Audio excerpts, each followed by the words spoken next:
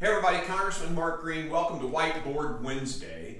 And this week we're going to talk about parents taking their kids back to school with Biden inflation. But first I want to take some of Biden's economic advisors to school for just a second. When you look at inflation, it's really just simply the ratio between the amount of money that's circulating in the system and the supply of goods. If you increase the amount of money in the system with a fixed amount of goods, that means there's more money competing for the same amount of goods. It increases the demand for products and the prices go up. So you can also impact inflation by decreasing the supply. A little more on that in just a moment. The liberal leadership and the president have spent trillions of dollars. The most recent, the American Rescue Plan, $1.929 trillion. That's called increased fiscal policy. That's more money into the system, creating inflation.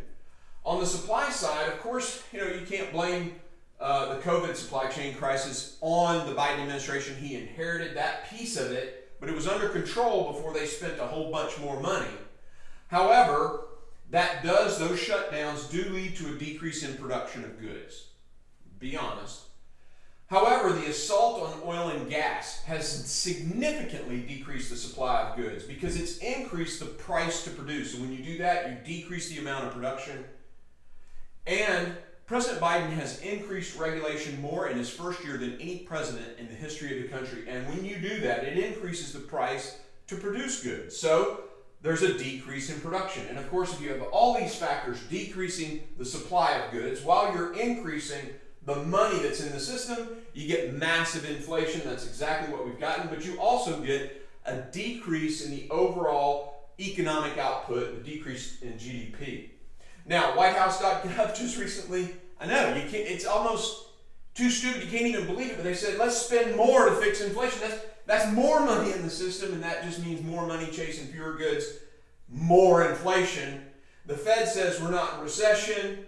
Look, with all the decrease in production, 2 quarters of decreased GDP, we're in recession. That's costing the American taxpayers 9.1% on the consumer side and 11.1% on the wholesale side or the warehouse side, and that is reflective of this supply chain problem impacting the inflation.